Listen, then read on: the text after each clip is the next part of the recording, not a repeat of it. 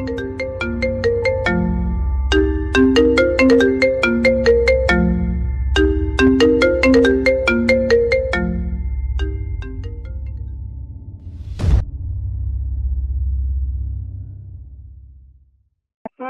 Ma'am, బాగున్నారా? బాగున్నాను తల్లి. నాకు నీ నెంబర్ చూసినప్పుడల్లా అనిపించేది పాపం నా మాట కోసం ఎదురు చూస్తున్న ఒకే ఒక అమ్మాయిని. అంటే చాలా లేట్ అయిపోతుంది, ఏమవుతుందో ఏమో అని ఎంఆర్ఓ ఆఫీస్కి వెళ్ళి కనుక్కున్నాను మేడం. ఇలా నాకు క్యాస్ట్ సర్టిఫికెట్ నా పేరు మీద మా పిల్లలకి కావాలండి, నేను డివోర్స్ అప్లై చేస్తున్నాను అని చెప్పాను మేడం. చెప్తే అసలు అది పాసిబుల్ కాదండి, ఆ జీవో లేదు అని చెప్పారు ఎంఆర్ఓ గారు. ఇప్పుడు మీ హస్బెండ్ ఇంకా డైవర్స్ అవ్వలేదు కదమ్మా మీది? అవుతుంది అన్నా సరే ఆయన అనలేదు, ఆ జీవో రాదు, సర్నేమ్ డివోర్స్ అయినా సరే సర్నేమ్ ఉన్న క్యాస్ట్ ఫాదర్దే వస్తుంది అని చెప్పారు. నాకు ఇంకా అసలు ఆల్టర్నేట్ ఏం లేదా అండి అని అడిగాను. కోర్టు నుంచి పర్మిషన్ తెచ్చుకోవాలండి మీరు అనేసి అన్నారు. కోర్టు నుంచి పర్మిషన్ అంటే బెనిఫిట్ కోసం అని అట్లా చేసేస్తారు.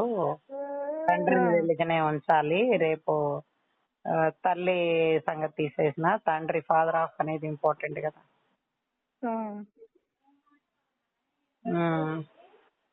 చాలా తను అన్నారు. సరే మరి ఇంకెట్లా చేద్దాం? ఇది ఇప్పుడు మీ హస్బెండ్ ఏమైంది? డైవర్స్ ఎక్కడ దాకా వచ్చింది వాడితో పోలా? ఫోన్ అసలు నేను కాంటాక్ట్ చేయలేదండి. తను లాస్ట్ వీక్ ఒకసారి కాల్ చేశారు కానీ నేను అసలు యాక్సెప్ట్ చేయలేదండి. ఆ కన్వర్జేషన్ నాకు ఇష్టం లేక అసలు యాక్సెప్ట్ చేయలేదు నేను కాల్. నువ్వు క్షమించే ఓర్పు నీ వల్ల కాదంటావా? దానికి అసలు ఎండ్ ఉండదండి, ఆ కన్వర్జేషన్కి ఎండ్ ఉండదు. వస్తే మంచిగా ఉంటుంది కదా, నేను బాగా చూసుకుంటాను, ఎందుకు ఇవన్నీ గొడవలు, పిల్లలు మనం మంచిగా ఉన్నాం అంటారు, ఎప్పటికీ ఉండేదే ఆ స్టోరీ. నాకెందుకో మేడం ఈసారి అసలు ఆయన నన్ను చూడడం కానీ ఆయనతో మాట్లాడడం కానీ నేను లాస్ట్ ఇయర్ నుంచి అవాయిడ్ చేసేసానండి, చాలా అవాయిడ్ చేసేసాను. ప్రతి పాపాత్ముడికి ఒక రోజు వస్తుందేమో కదా, వాడిలో మార్పు వచ్చి ఉండొచ్చేమో కదా. అలా అని ఇన్ని ఇయర్స్ నేను వెయిట్ చేశాను మేడం. ఇంకా నాకు పిల్లల విషయంలో ఇక నేను రిస్క్ తీసుకోలేదండి. మా పెద్ద పాప బాగా ఇంటెలిజెంట్, మా చిన్నది బాగా ఇంటెలిజెంట్. మ్యూజిక్ నేర్పి అంటే మీ క్యాస్ట్ ఏంటి, మీ రిలీజియన్ ఏంటి, మనం ముస్లిమ్స్ అవసరమా అన్నాడు మేడం. నువ్వే ముస్లిం అయ్యండి నువ్వెందుకు నేర్చుకుని అయ్యప్ప భజన్స్ చేస్తున్నావు అని నేను అడిగాను. అది నా ప్రొఫెషన్, వీళ్ళకి ఏం ప్రొఫెషన్ ఉంటుందో తెలియదు కదా అని నేను అడిగాను మేడం. సో అట్లా మ్యూజిక్ ని అవాయిడ్ చేయడము, పిల్లలకి డాన్స్ ని అవాయిడ్ చేయడము, అంటే హిందూ రిలీజన్ కి సంబంధించినవి ఈయన అవాయిడ్ చేస్తాడు. ఈయన మాత్రం అందరి దగ్గర నేను టెంపుల్స్ కి వెళ్తాను, నేను ఇలా చేస్తాను అలా చేస్తానని హెచ్చులు చెప్పుకుంటాడు. నాకు ఇష్టం లేదు.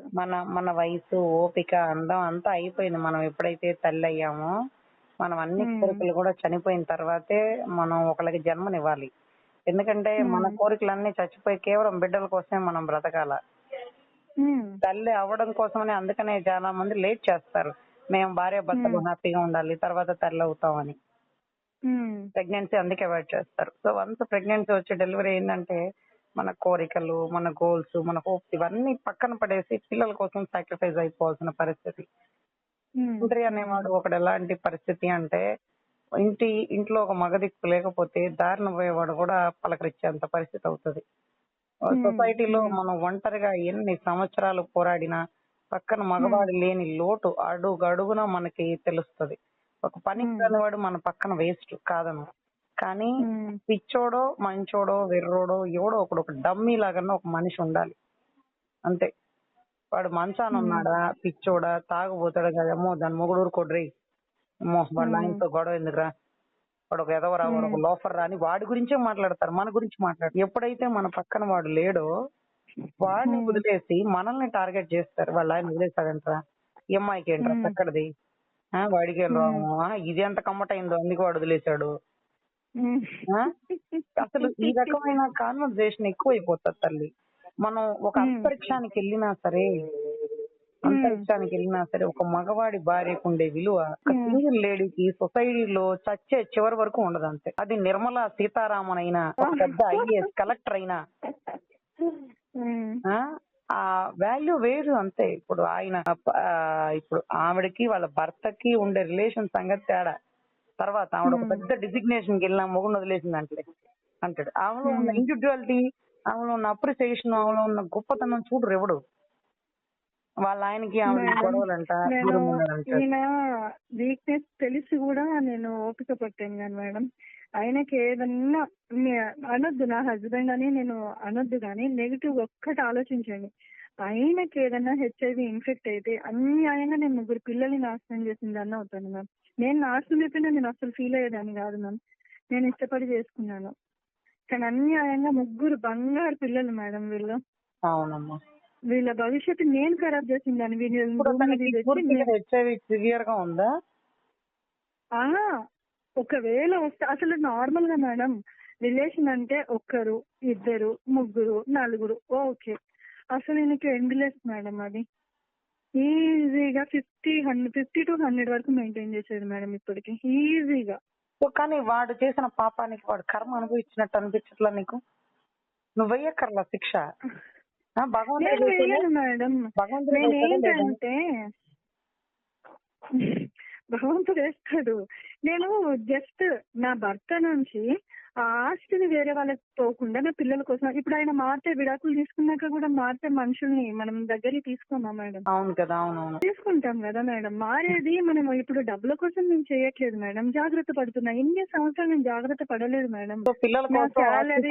ముందు పిల్లలకి సెక్యూరిటీ ఉంటది అనేసి నీ తాపత్రయం. సెక్యూరిటీ ఉంటది. మళ్ళీ మా పెద్ద పాప కూడా అసలు డైజెస్ట్ చేసుకోవట్లేదు ఆయన ఫాదర్ గా. అమ్మ చాలా విషయాలలో హర్ట్ అయ్యి ఉన్నది. వీడికేం పోయేటోళ్ళం వచ్చింది. ఇప్పుడు ఏదో తిరిగినంత వరకు తిరగచ్చు, తర్వాత భార్య బిడ్డ ఏ రోజుకైనా మంచాన పడి. మరి వల్గర్ గా ఏం చేసేదంటే వాళ్ళ బాబాయ్ కూతురు ఆమె హార్ట్ పేషెంట్, హార్ట్ సర్జరీ అయింది అని చెప్పాడు ఆమెకి.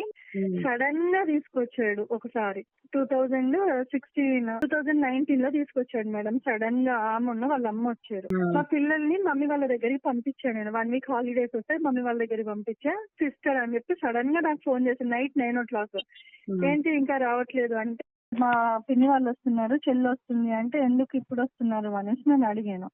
అసలు వాళ్ళు నాతో కాంటాక్టే లేరు మేడం. వాళ్ళు అంత సడన్ గా ఎందుకు వస్తారు? సరే వస్తున్నారు కదా, నాకు ఏదో తేడా అనిపించింది మేడం. బిహేవియర్ తేడా అనిపించి నేను అడ్జస్ట్ అయ్యాను. ఆ ఇంటికి వచ్చాక నెక్స్ట్ డే ఆమెను చూస్తే ఒక ప్రాస్టిట్యూట్ ఎట్లా రెడీ అవుతుందో నైట్ టైమ్ సేమ్ అలానే రెడీ అయ్యి ఉంది, ప్రాస్టిట్యూట్ లాగానే. నైట్ టైం ఎందుకు రెడీ అవుతాను మేడం ఒక బ్రదర్ ఇంట్లో? అంతేగా. సరే అట్లా నేను 2-3 days చూసి ఉన్నాను. మా పిల్లలు వచ్చారు మేడం. మా పిల్లలు షాక్ అయ్యారు, మా మమ్మీ షాక్ అయ్యింది. మా సిస్టరా మరదలా ఎందుకు ఇంత మీద పడుతుంది, ఎందుకు ఇట్లా రెడీ అయ్యింది, లిప్స్టిక్ పెట్టుకోవడం ఏంటి రాత్రిపూట? మా పిల్లలు ఆమె రెడీ అవుతా ఉంటే ఆమెకి మేకప్ కిట్ అందిస్తున్నారు మా పిల్లలు. ఇది ఇవ్వు అది ఇవ్వు అని. అంటే వాళ్ళకి నేను ఏం చూపిస్తున్నట్టు మా ఆయన ఏం చూపిస్తున్నాడు? సిస్టర్ అంటే ఇట్లా ఉండొచ్చు. అదంతా అయిపోయిందిరా గతం. ఇప్పుడు ఒకవేళ నువ్వు డైవర్స్ తీసుకున్నాక రావాల్సిన ప్రాపర్టీ అంతా వచ్చేసాక అతనిలో మార్పు వచ్చినా రాకపోయినా, వాడు ఎలాంటి లోఫర్ అయినా కానీ, నీ వంతు బాధ్యతగా ఏదన్నా మంచాన పడినప్పుడు కానీ మంచి చెడు మాత్రం నువ్వు మర్చిపోకుండా చూడవలసిన బాధ్యత. అది నేను ఫస్ట్ మా బ్రదర్ని మా ఫాదర్ని అడుగుతాను మేడం. నేను అసలు ఈ టైంలో, ఎందుకంటే నేను జాబ్ చేస్తా అనేసి చెప్పాను మేడం. జాబ్ చేసే టైంకి నేను కన్సీవ్ అయ్యాను. మొన్న ఆల్రెడీ నాకు అబార్షన్స్ అయ్యాయి. ఇది నాకు 7th డెలివరీ మేడం. చూడడానికి 2 అమ్మాయిలు. 7th డెలివరీ తీసుకెళ్ళి చెట్ల మందు పోపించాడు. ఓకే మేడం, చెట్ల మందు తాగాను. ఆ టైంలో నేను అసలు నాన్ వెజ్ తినాను మేడం. ఆ టైంలో వాళ్ళ ఫాదర్ కి కరోనా వచ్చినప్పుడు చేసి అలసిపోయి నేను నాన్ వెజ్ స్టార్ట్ చేశాను అంతే మేడం.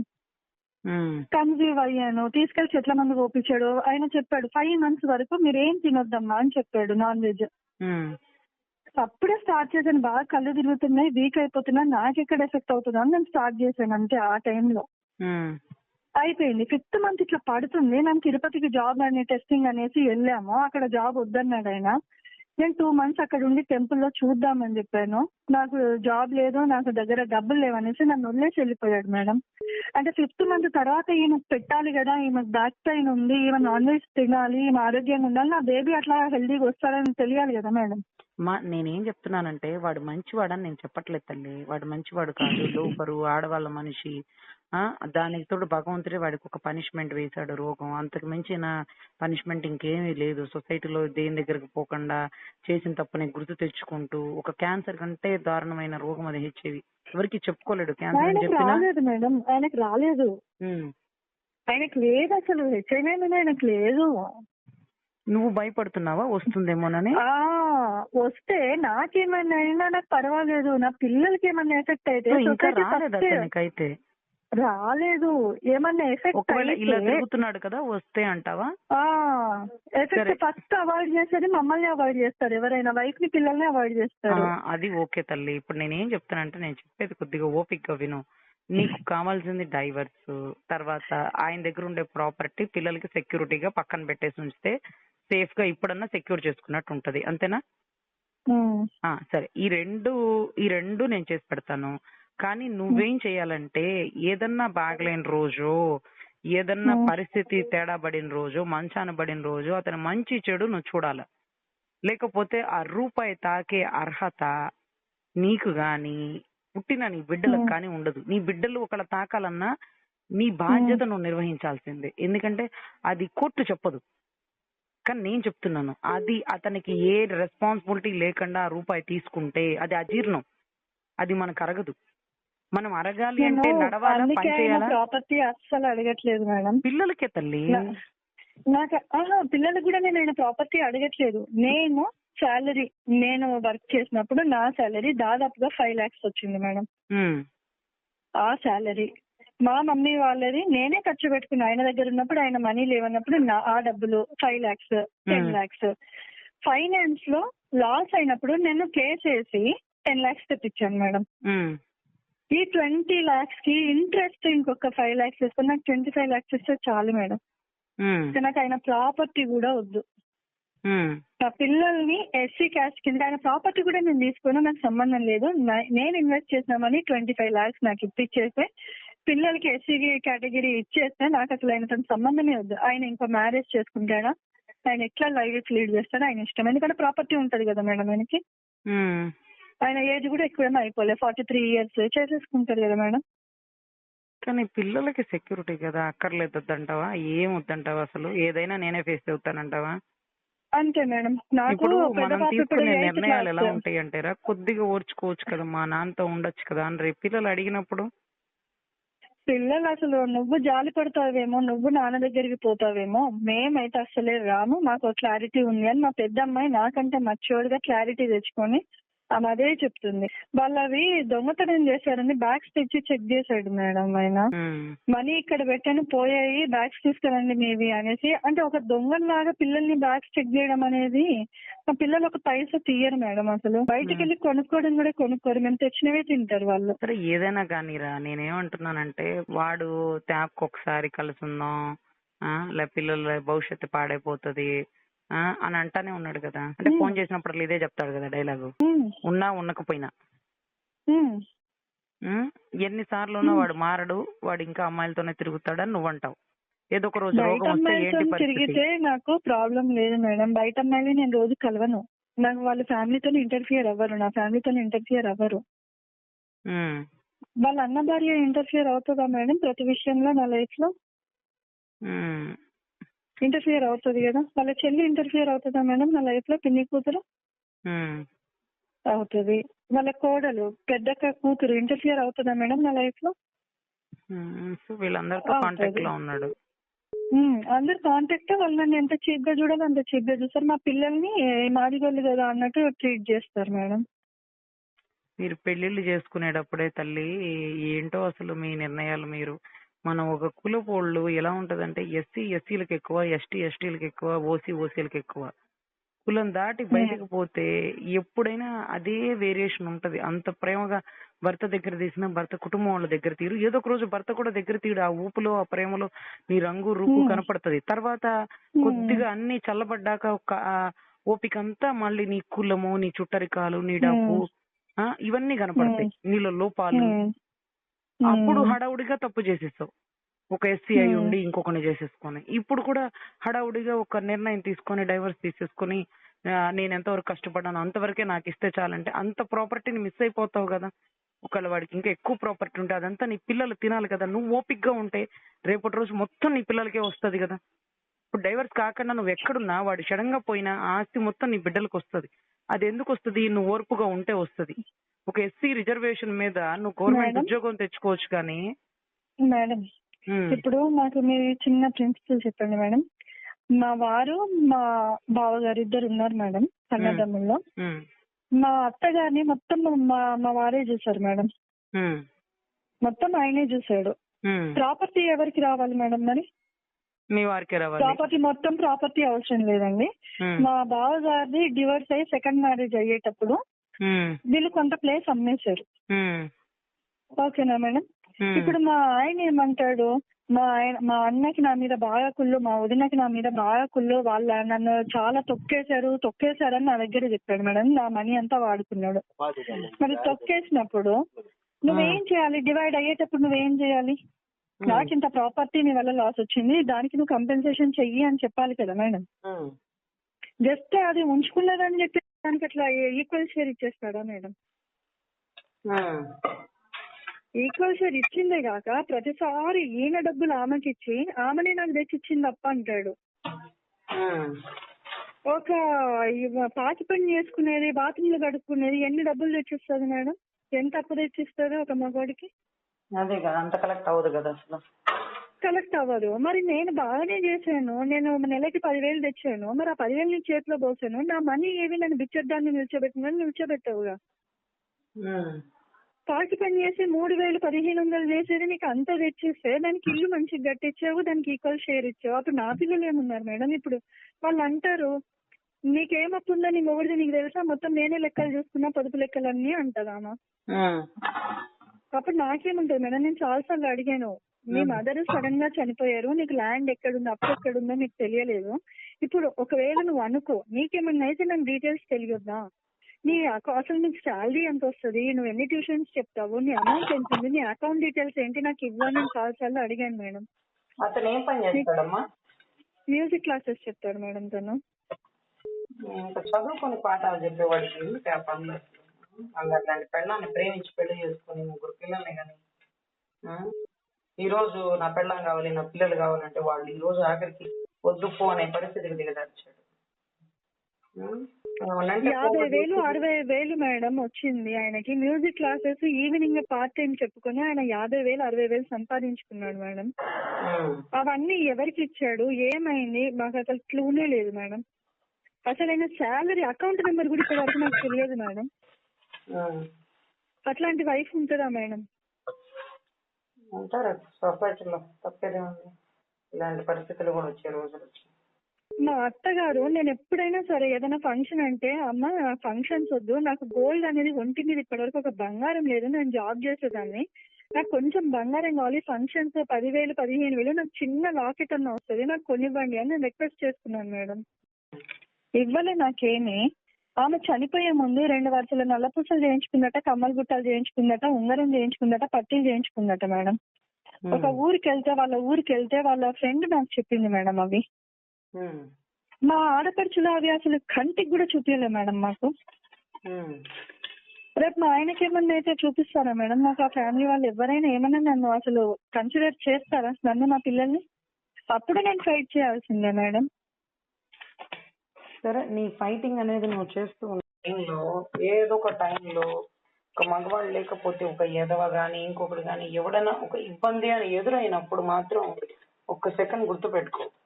ఆ రోజు కొద్దిగా ఓర్పుగా ఉండుంటే ఇలాంటి ఎదవని చేసుకున్నా సరే. ఇప్పుడు ఈ కాలంలో అందరూ ఉన్నారు ఇలాగ, 100లో ఒక 10 మంది ఇలాగా మిగతా మంచి వాళ్ళు ఉన్నారు. కానీ ఆ కాలంలో ప్రతి ఒక్కడికి ఒక ముండ, ఒక బజార్కి ఒకటి, ఊరికి ఒకటి కామన్ రా. అప్పట్లో మన పేరెంట్స్ అంటే మన జనరేషన్ కదా, ముందు జనరేషన్ ఇంట్లోంచి ఆడవాళ్ళు వదినలతో, దారిన పోయే వాళ్ళతో, బజార్ల వాళ్ళతో అందరితో రిలేషన్స్ ఉంటాయి.